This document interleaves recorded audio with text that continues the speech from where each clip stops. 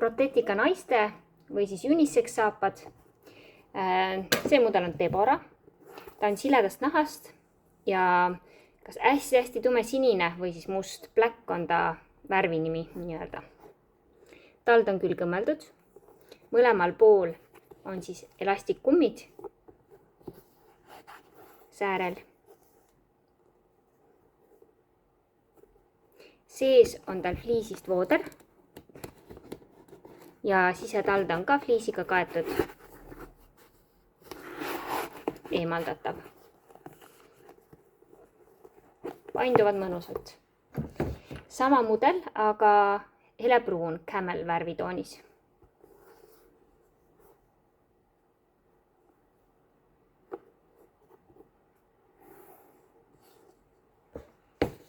Ja siis on paeltega mudel, Margit.